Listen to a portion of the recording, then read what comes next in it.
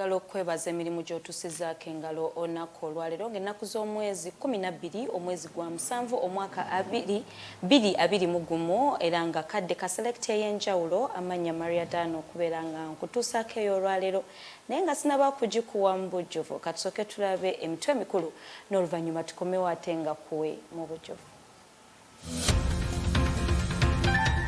Ebikulu mu gaaleero omukulembeze w'ekibiina kya FDC Patrick Oboya Mulyat akubye ebituli mu ngeri gavumenti gy'erwanyisizaamu ekirwadde kya COVID-19. Ate yo Paalamenti eddamu okutuula olunaku olw'enkya ababaka baagana emmalirira ku ssente za COVID-19. Aba boodabooda bakukkulumye ku lw'obuuma obuleetebwa gavumenti okuba nga bulondoola ebidduka. Mu by'emizannyo omukulembeze w'eggwanga asiibudde abaddusi b'eggwanga abagenda mu muzannyo gwa Olympics.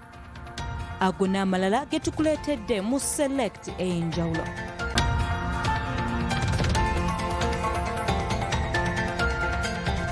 Kwebaza gwe asazeewo kwekuumira ku selekiti ey'enjawulo era nga akadde bwe kali aka selekiti ey'enjawulo amanya Maria Dana Namiro nze ntuddewo leero okuba nga nkuwaga olwaleero ng'era lyetutandise nalyo lyeri omukulembeze w'ekibiina kya Forum for Democratic Party Patrick Oboya Mulyat ng'asinzidde ku kitebe ekikulu Najjanankumbi waweeredde obubaka bw'eri gavumenti ng'alumiriza gavumenti okubeera nti tekutte bulungi nsonga za kulwanyisaamu ekirwadde ki COVID-19 era ng'ebisingawo abyeyogeredde katubiwulize. Bannakibiina kya FDC nga bayitamu omukulembeze waabwe Patrick Oboya Mulyat bavumiridde gavumenti ya kuno okulemerera okulwanisa ekirwadde kya COVID-19 ekifuukidde bannayuganda olunnabe naddala mu kiseera kino. Was announced on account of the COVID pandemic. We were all asked to stay home. And it was our assumption that the regime in Kampala would be doing what it takes to push back the advance of the pandemic. Onagamba nti okuviira ddala ku muggalo gwasooka President Museveni wamu ne gavumenti ya kuno basuubiza bannayuganda ebintu eby'enjawulo omwali okusomesa abaana ku ma-TV wamu ne rediyo ez'enjawulo mu kiseera ky'omuggalo okugabira abantu masiki kyokka nga ne masiki ezaagabibwa zaali tezituukanye na mutindo so nga ate ne rediyo zo tezaalabibwako. Promised our children an education even when they were out of school. It was meant to convince Ugandans that their children would study in schools out of school. There will be a provision of 2 television sets per village. Each household would be given a radio set. What we see today in our country happening is that the children of the affluent, those who can afford internet studying, while the children of the poor are left languishing in their villages. Patrick agamba nti ekirwadde kino okweyongera mu ggwanga kyaviira ddala ku bakulembeze bannakyemalira be tulina mu ggwanga okulemerako ne bateekayo okulonda nga kino kye kyaviirako bannayuganda okubonaabona kwe balimu naddala mu kiseera kino. Refused to invoke Article 110 of the Constitution to declare state of emergency. And he did this out of selfishness because he has always wanted to perpetuate himself in power. Mr. Museveni decided to hold a sham election, one that was so restrictive, while not caring about the lives of Ugandans. Ate ku nsonga z'okugabira bannayuganda ensimbi ono ategeezezza nga omuwendo gw'abantu abatunuuliddde okuzifuna we guli omutono ennyo okusinziira ku muwendo gw'abawejjere abali mu ggwanga Uganda. We are dealing with a vulnerable community which is up to 12 million citizens. Now, Nabanja and her money are targeting 530,000 Ugandans, a drop in the ocean. era wano wasinzidde n'avumirira n'enteekateeka ya gavumenti okuteeka omusolo ku bannayuganda naddala mu kiseera kino eky'omuggalo awatali wadde okwesikamu oba okulumirirwa omuntu wa wansi waajja agenda okujja ensimbi zino ez'okusasula omusolo nga newankubadde takola. Museveni promised the business community and workers of Uganda they would waive off some taxes for 6 months. This is not happening. Instead, we see more tax burden being piled on Ugandans. Kinajjukirwa nti ku ntandikwa y'omwezi guno gavumenti ya kuno yaggyewo omusolo gwa OTT nga kati yagujja butereevu ku data omuntu gw'aba aguze, ekintu ekireetedde bannayuganda okweraliikirira olwa gavumenti okubasolooza obutaca naddala mu kiseera kino eky'omuggalo nga tebakyakola. Doreen Josephine Nakiwala, STV Select Ey'enjawulo. Nakiwala webale nnyo kuremboozi eyo ate olunaku olw'enkya paalamenti lweddamu okutuula mu butongole oluvannyuma lwa ssabbiiti bbiri ng'eri mu luwummula era olunaku olwaleero tuwayizaamuko n'ababaka ab'enjawulo okutubuulira ku biki bye bagenda okutandikirako okuteesa mu lutuulo olw'enkya. Katulabe ebisingakaawo. Mu bbanga paalamenti lyemaze mu luwummula luno bingi ebibadde bigenda mu maaso mu ggwanga omuli okugaba ensimbi eri bannayuganda abali mu bibuga okubayambako mu kaseera kano ak'omuggalo. Ronald Balimwezo nga mubaka wa Nakawa East agamba enkya bakutandikira ku kukaka baminisita abakwatibwa okuwa ensaasaanya y'ensimbi ezaaweebwa minisitule y'ebyobulamu mu kulwanyisa ekirwadde kya COVID-19. Ya sente nkadde eyonkulu nnyo twagala okumanya sente trillion 5 ezaweebwayo auditor general yasobodde okubumbula nti zaakozesebwa zaakola ki okuteeka ku mninga tugenda kuwipinga abo bonna abakozesa sente ezo mu bukyamu. Palamenti eno egenda kubeera ya muliro era nkakasa wajja kubeera omuliro kubanga mulimu ebirumira bingi nnyo ebadde bigenda mu maaso nga twandyagadde okulaba tufuna answers. Ono era aweze nga bwe batagenda kukkiriza kuyisa nsimbi zaatongozebwa gavumenti zeeyagala okwewola singa tebeera nnambulukufu ku biki bye zigenda okukola. Nga tulina kuyisa sente zino palamenti zeyagala gavumenti zeyagala okuyisa eza IMF twagala kumanya Kampala inako budget yenkana ki kubanga Kampala ekibuga epicenter ya corona naye tetumanyi ekwatiddwa etya naddala ku ssente ezefunako mugabo ki kubanga kolona watandikira. Ababaka abalala bagamba nti bo kye bagenda okuteekako essira kwe kuteesa ku ngeri gavumenti gy'erina okuyambamu abaana naddala abasoma okulaba nga baddayo ku masomero kubanga bangi bafunidde embuto mu muggalo guno. Like as I talk, my background is of education. So I feel education sector would be the best place for me. I think as a result of this pandemic, we have seen that there is a relationship between Ministry of Health and Ministry of Education. Ministry of Health has a problem, automatically it has affected Ministry of Education. Mu ngeri y'emu ababaka baagala n'okuteeka essira ku bizibu abantu bye basanze mu kaseera kano ak'omuggalo kubanga embeera gye balimu eyungula ezziga. Ayina ab'ebyalo boona bali affected.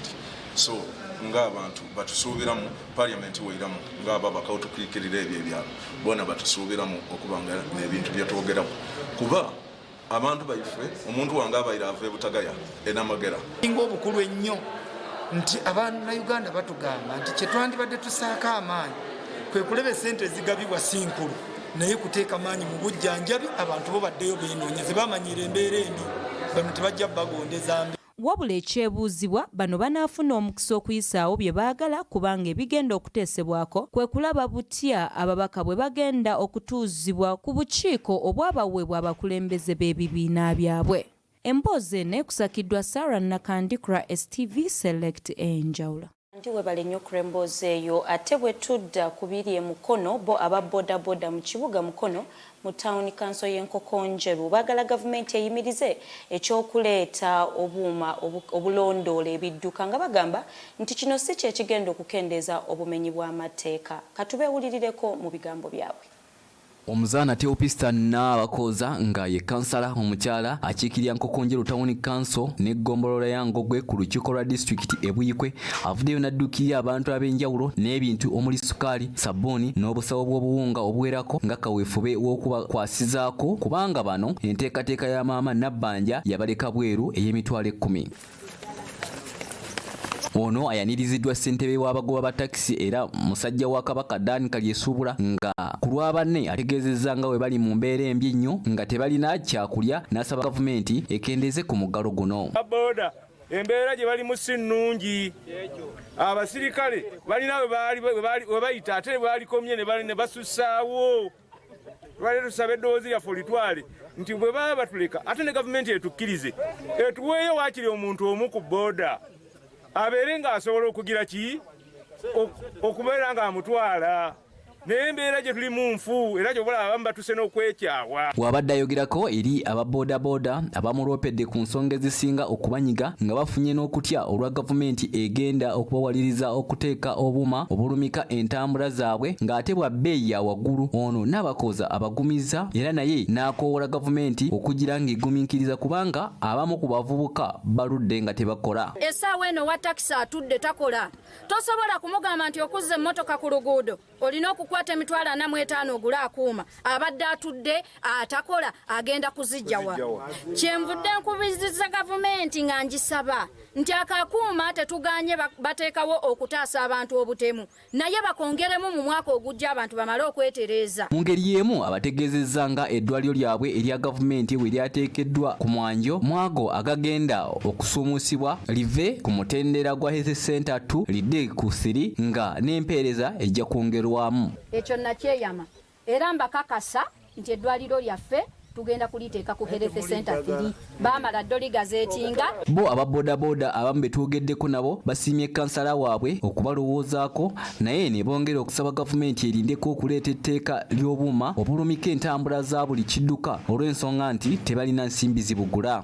Tetubale tetukola owulira tubale tukola batusooka tugenda tugumiikiza mu mwaka munabo ba myezi ng'ena temu tukole batooke batugamba kyekyo obuuma. Gavumenti yandituwaddemu obudde okuteekamu akuuma ako kubanga akuuma kano kakola ku byakwerinda ffenna twagala okwerinda ku mwere naye nga nayo weeremereddwa okutukabula emitwalo 10 gye yagamba newaako bitundu nga ffe teyatuwa naffe tetulina ssente nga nayo bwetalina. Kansala n'abakooza oluvudde eno ayolekedde katale era nabo n'abatika ettu lyabwe wabula abasabye okwongera okugoberera amateeka g'ebyobulamu. Taawe eno buli omu yeekengera munne naye nnyongera okubakubiriza okugoberera ebiragiro okukola distance okunaaba mu ngalo ebyo byonna mubeere nga mubibeerako nnyo kuba tetumanya ani mulwadde ani mulamu. Derek Kadu, Orafati Musoke, STV Select Ey'enjawulo.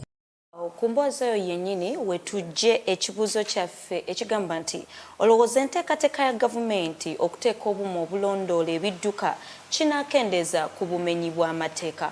Olw'ekibuuzo ekyo osobola okugenda ku social media platforms zaffe okuli Facebook STV Uganda n'olekako endowoozayo ku kibuuzo kyaffe ekyo kyennyini ate osobola okugenda ne ku Twitter handle yaffe eya @STV Uganda nawo n'olekawo ekibuuzo kyo. Mu kitundu kyaffe ekiddaawo mu maaso nja kuba nga nsoma endowoozayo gwe ku ekyo ky'olowooza ku kibuuzo kyaffe. Ate tweyongerayo mawulire gaffe baabe Kawempe bafunye akamwenyumwenyu ku matama oluvannyuma lw'omubaka waabwe mu Parliament Honorable KAZIBWE BASHIR okubadduukirira n'akawunga akaweereza ddala ttaani 10 okubayambako mu kaseera kano ak'omuggalo. Naye emboozi katugirabe mu bujjuvu.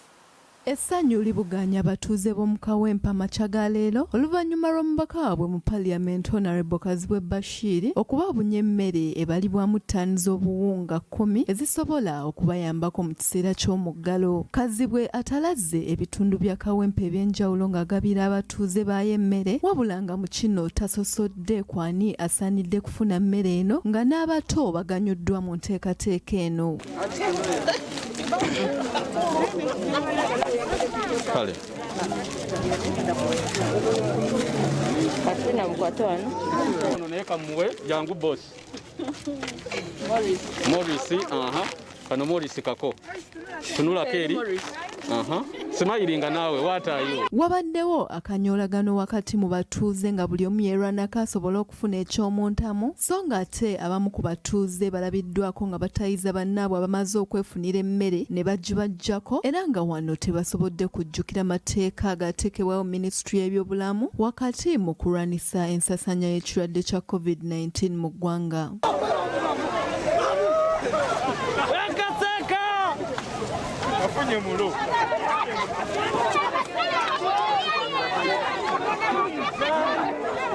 Mu kwogerako n'abamu ku batuuze abaganyuddwa mu nteekateeka eno beebazizza nnyo omukulembeze waabwe obutabalekerera era ne basaba n'abalala okulabira ku ye basobole okuyambako abatuuze ab'enjawulo mu bitundu byabwe naddala abo abatalina busobozi bufuna mmere okusobola okufuna ekyomuntamu.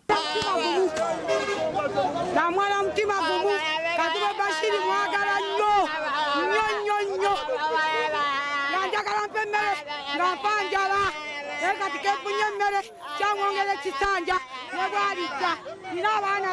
Kazibwe Bashir olw'emmere gy'atuwadde mu Kawempe yeebale nnyo yeebalire ddala abeere n'omutima omugabi.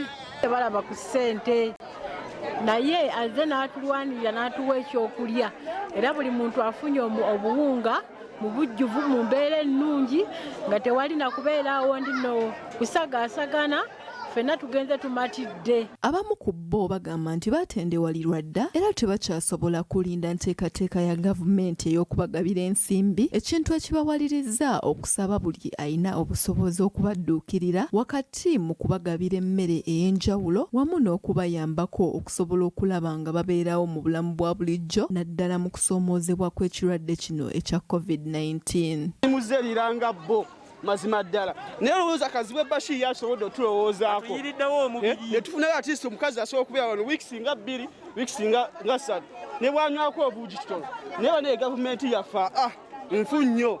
Ndi musanyufu kuba enjala wedde endumira mu nnyumba nze ndi kondakita naye nabbanja bamuwa ssente atuyambeko atukwatireko teyasobola atukwata ssente yazitwala zonna n'aziwandooza oba famire ye. Ate ye omubaka Kazibwe Bashir mu kwogera kwe agamba nti yakwatiddwako nnyo okulaba nga abantu be bayagayagga wakati mu kulindirira ensimbi ez'abasuubizibwa gavumenti, ekintu ekyamuwaliriza okusitukiramu asobole okubakwasizaako ng'abagabira emmere. Nteekateeka ya gavumenti mukyala Nabbanja atugamba bagenda kuwa abantu naye abantu bali mu mabanja lwa ssente za Nabbanja ezitannaba kutuuka. So kati ng'omubaka kyenkoze nasobodde Katonda okunsaasira n'enfuna ttani ez'akawunga 10 zentandise okugabira abantu bange ba Kawempe South. Eno ntandikwa butandikwa era tulowooza abakulembeze singa babeera batuukirira abantu ne bategera ennaku gye balimu bino byonna bisobola okwewalibwa naye kuba gavumenti tefaayo efa kwenywereza mu buyinza. Ono asuubizza okusigala ng'akolaganira wamu n'abatuuze be naddala nga bakwasizaako mu byetaago byabwe ebitali bimu okusobola okulaba nga babeerawo mu bulamu obulungi. Enteekateeka eno egenda mu maaso oluva ku bano tutandikidde wano mu Mukalazi tugenda tusinkana aba boda tugenda kusinkana aba taxi twagala kugabira abakadde n'abalema n'abakyala ababeera bokka ewaka. Newankubadde nga gavumenti yavaayo n'esuubiza bannayuganda ensimbi ezigenda okubayambako mu muggalo, bo abamu ku bakulembeze b'ekibiina kya National Unity Platform basazeewo okudduukirira abatuuze baabwe mu bitundu byabwe naddala nga babagabira akawunga. Doreen Josephine Nakiwala, STV Select Ey'enjawulo. Mu lugero lwa leero bukyambirya omunya gujjiira ku nju. Amakulu g'olugero luno ennyumba y'ennimiro y'omunya kuba kwe gufuna ebyegulya naye bwejja nagwo kwe gufiira nga gulaajana. Abantu abagejjera ku bintu bye banyaga ku bannaabwe nabo oluusi batuuka ku kulaajana bwe batyo nga bafumbikiriziddwa ne bakwatibwa obulungi. Bashir Kazibwe webale nnyo ku lw'omutima ogw'omugabi era manyi n'abatuuze b'e Kawempe tebejjusa kuba nti baakuwa akalulu ne bakakwesigisa. N'olw'emboozi eyo tugenda kubatuumulamuko katono n'oluvannyuma tukomewo n'ekitundu kyaffe ekyokubiri tovaawo bingi bikyajja. Bwe tukomawo naggalawo oluggi anjako ettaala awo ennyina nayibwe gyatandikira. Abadde agenze mu ssabo okweraguza akubiddwa mizibu. Ku Select Ey'enjawulo eno kitundu kyaffe kyakubiri era nga mu kitundu kyaffe ekisooka twalese ekibuuzo kyaffe nga twagala okumanya endowooza zammwe ku kibuuzo kyaffe. Ekibuuzo kyadde kigamba nti olowooza enteekateeka ya gavumenti okuteeka obuuma obulondoola ebidduka kinaayambako oba kinaakendeeza ku bumenyi bw'amateeka era nga zino ezimu zengenda okusoma zendowooza zammwe kummwe bye mulowooza. Era nga ntandise ne Joram Howard Kato agamba nti if corruption has failed to end, then what of harassing people with tracking devices? Bamugera agamba nti namwe mutuwe mu break balemwe maski ez'enkumi 2 tantanta n'alekawo dotsi nga ekibuuzo kye kikyalina gye kigenda. Then ate Ogumoshabe Fixo Shafik agamba, you guys can be funny at times. Will every car have an askari monitoring the device? Abadde abuuza. Then Hash Doggies agamba, someone imported them and he's looking for market. Let government just get face recognition cameras than wasting time on cars trackers. Ezo no zezimu ku ndowooza zammwe zensobodde okuba nga nsoma akaseera kano naye okyasobola okugenda ku mukutu gwaffe ogwa Facebook n'olekako endowooza yo ku kibuuzo kyaffe nti gw'olowooza gavumenti okuleeta obuuma obulondoole emmotoka oba ebidduka kinayambako okukendeeza obumenyi bw'amateeka wamu ne ku Twitter handle yaffe @STV Uganda. Ate bwe tweyongerayo mu mawulire gaffe ye omubaka Munsonyiwe mukaawo. Yes, omuvubuka eyagezezaako okweraguza mu ssabo okumanya ani eyabbye laptop ye akiguddeko oluvannyuma lw'omusamize Tone Sekitogo ne banne okumukkako ne bamukuba mizibu era avuddewo ng'apooca na biwundu. N'emboozi eno katugirabe. Alan Sematimba nga mutuuze ku kyalo Butebe ekisangibwa mu kibuga Mukono yali mu kunyiga ebiwundu mu ddwaliro lya gavumenti erya Mukono General Hospital. Ono nga mu kiseera kino tasobola yadde okutambula wadde okutuula era ng'agamba nti awulira obulumi mu mugongo mu bitundu by'ekyama, emikono, amagulu ssaako n'omubiri gwonna. Emikono gy'endoma kuba baagikuba emiggo n'ebigere by'ennoma n'omugongo guluma nnyo omugongo. Muno munda munene aho munembo kwayogere wanene oli munene.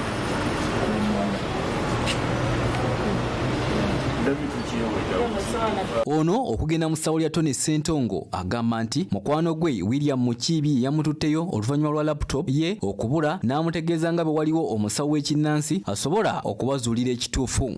Amatende bankubira esimu ne bangamba laptop yabuze. Jangu omusawo Muganda era amayembe gakebera gwogera. Kale katubulira ani yabba laptop. Nali ku mulimu omwosaabwe ngangena kujja tugende. Nagenda kujja nga nvubuka ni laptop. Afunye group y'abaana b'okukyalo nga gulidde waraji. Nangwa tugende omusawo Muganda alamule atubulira ani yabbye. Ono agenze maaso n'ategeeza nti wakati mu kumukuba yesobodde okwemulwa n'adduka okutuusa lwe yasanze defense w'ekyalo eyamutaasizza nga yenna ali bukunya. Basonga nti era guddewo oluggi awo nolanga bagenda kunzita okudduka ekikumi mufuluma waabwe. Okudduka ennyo kusanga mukulu Geoffrey era aggalawo ddukaadi. Yagira abaana bangobe nga baleeka nti omubbi. Okusanga mukulu Geoffrey yali kungaggalawo ddukaadi. Atuukira ku ye amagala Geoffrey nti asaba yekunzita. Geoffrey Lwanga nga yatwala ebyokwerinda ku kyalo Mulago mu kibuga Mukono awasangiddwa essabo lino agamba nti embeera Sematimba gyatuukiddemu ewuwe yabadde mbi nnyo kubanga yabadde akubiddwa era kwe kusalawo okumuzza ewaka. Bakiro nga bali mu distance nga simulaba bulungi kati bambi ye engeri gye yali yeetaasa nga yandabye nangamba Geoffrey ntaasa bagenda kunzita. Nagenda okumulaba nga ye Alan nga mumanyi bulungi nga bajja bamugoba bamukubye yenna kati mukugezaako kumutaasa nga bo bagamba bamuzaayo mu ssabo. Ne mbagamba baba mubbi nti yakoze ki tiyabbye laptop aba mubbi temuzaayo mu ssabo. Ye Deborah Naroga nnyina wa Sematimba agamba nti embeera y'omwana we gyalimu mbi nnyo kuba takyasobola kutuula kyokka nga n'omusamize agaanye okumujjanjaba bw'atyo n'asaba poliisi okugira nga emukwata okutuusa nga asasudde. Ebeere ng'omuntu yeekola ki emukwatira ddala abeereyo nala disi naye akole kyannyambe.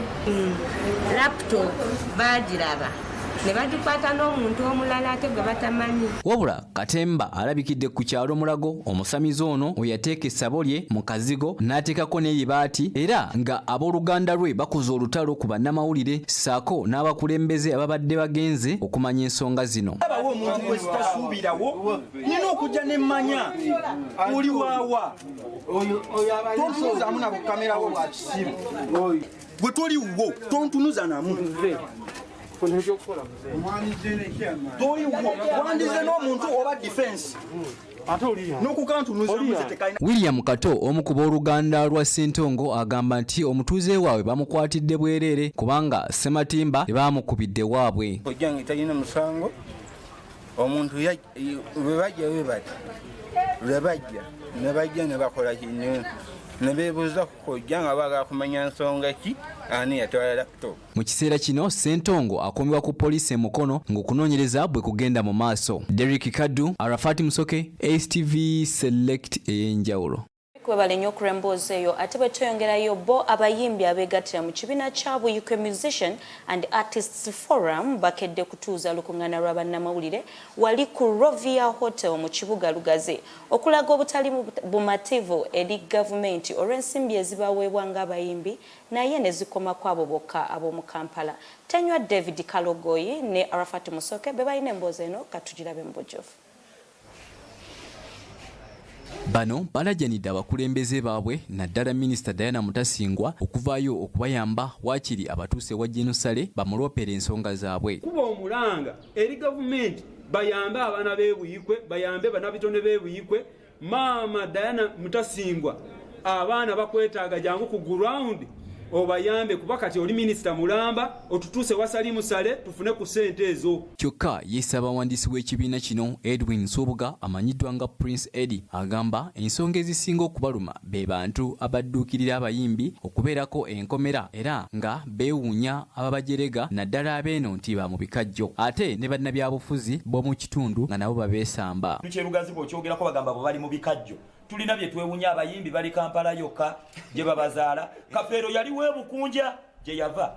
Hamani basudde baabanga mu byalo. Eno mu byalo eno gye bayita mu kikajjo tuproducinga bitikaye abayimbi nga yoyo Giovanni Luzinda wa wano Kitega abaana talent ziri eno zebakiddwako. Wabula Yesegujja Valeria akiikirira abayimbi ba gospel oba ab'ennyimba ezitendereza ku lukiiko luno agamba nti abayimbi bali bubi nga bagobaganyizibwa mu mayumba era nga basula njala kati nga beegayiridde minisita era omubaka waabwe omukyala wa disitulikiti abayambe. Emu ku nsonga ezitulese mu mawulire kwe kubanga tulina omulanga gwe tukuba ogutakungula abaana bali bubi.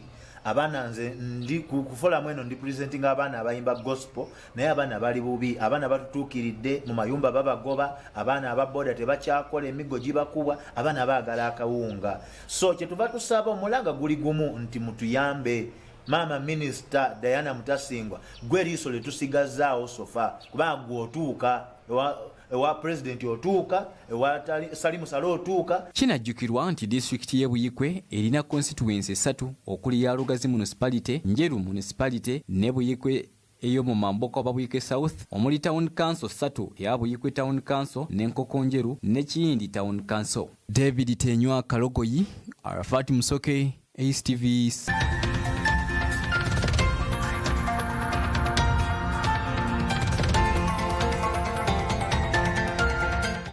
Ebyo nno bye byewuunyisa ate ng'ebyewuunyisa tebiggwayo. Buli muntu yenna yandyagadde okuba ng'aliisa amaaso g'ebintu ebiwooma.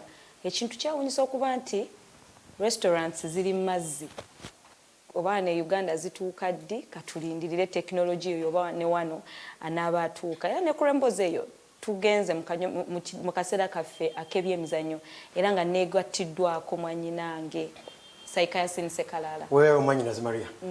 Wewe bale okutandika mawuli ga weekend. Weewaawo. Weekend yabadde etya? Weekend yabadde nnungi era abantu bakulindiridde okuba ng'obawa agafa mawuli gotwadde olunaku olwaleero. Ekiro ekirungi mwenna abeekumidde ku STV kadde ka mawuli ga byemizannyo wano mawuli gaffe aga Select Ey'enjawulo gakutuusaako nze Saikayasin Sekalala. Okusookera ddala munda mu ggwanga omukulembeze w'eggwanga His Excellency Yoweri Kaguta Museveni yasiibudde ttiimu yaffe ey'eggwanga ey'emisinde abaddusi nga bano bagenda mu mpaka eza Olympics ezengedde mu ggwanga erya Japan okutwaliza mukatufune emboozi eno omukulembeze w'eggwanga ng'asiibula abaddusi mu butongole. Ng'empaka z'ensi yonna ez'emizannyo gya Olympics zengedde okuggibwako akawuuwo mu ggwanga lya Japan mu kibuga Tokyo. ttiimu y'eggwanga ey'abaddusi ekibinja ekiddira ekisembayo kyasibiddwa mu butongole okugenda mu ggwanga erya Japan okuvuganya mu mpaka zino. Omukolo gwabadde ku kisaawe ky'eggwanga eky'emikolo ekkololo. Omugenyi omukulu yabadde omukulembeze w'eggwanga His Excellency Yoweri Kaguta Museveni ng'awerekeddwako omukyala we era ng'akola nga minisita w'ebyenjigiriza n'ebyemizannyo Honorable Janet Kataha Museveni mu kusiibula abaddusi. Omukolo guno gwakubiriziddwa minisita omubeezi ow'ebyemizannyo mu ggwanga Hanson David Obua eyayanjudde abakulembeze ba ttiimu okuli Stephen Kiprotich, David Emong, Halima Nakai ne Winnie Nanyondo abagenda okulembera bannaabwe. On the side of the Paralympics, we will be captained by David Emong, the Paralympic champion who won silver medal in 1,500 meters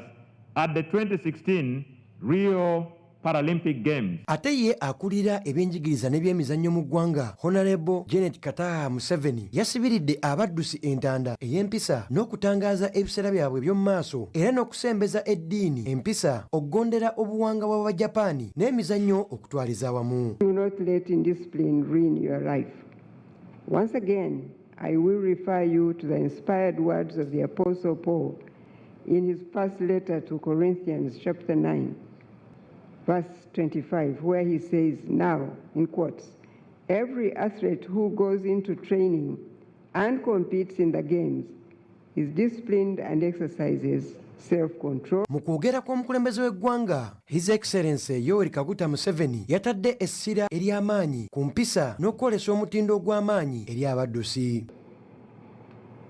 Don't waste your chance now with indiscipline. Make sure you preserve yourself and you develop yourself. Mu buufu bwe bumu agasse eddoboozi lye ku kirwadde kya COVID-19 era n'akubiriza abaddusi okwekuuma buli kinnoomu. You people now, apart from being careful generally in life,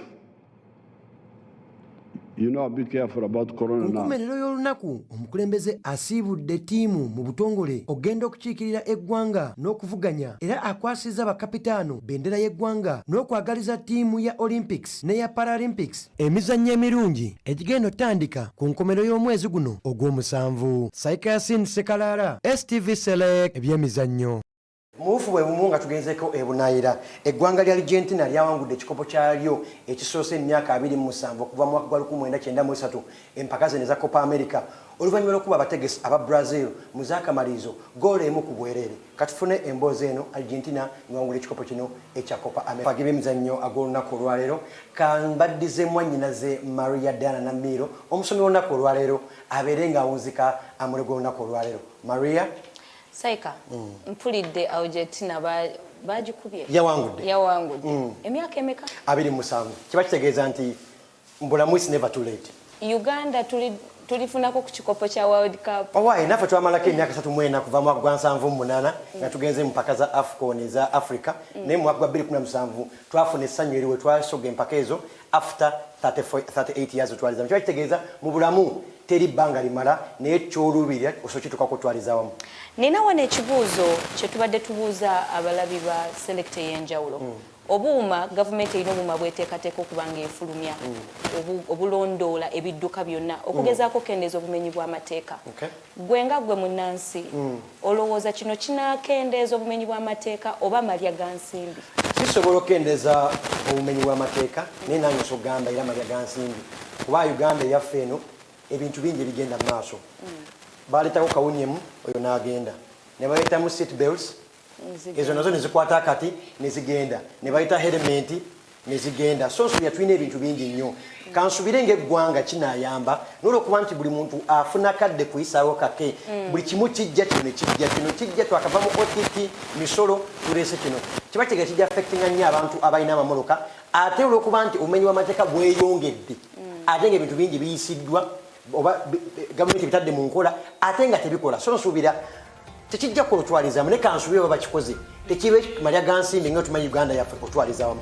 Wow, katukirize nti government enebetunula mu nsonga z'abannansi kuba ne bannansi waliwo wano abawadde endowooza zaabwe ez'enjawulo nga bangi tebakikiririzaamu kuba nti no government egenda kubanga ekikola.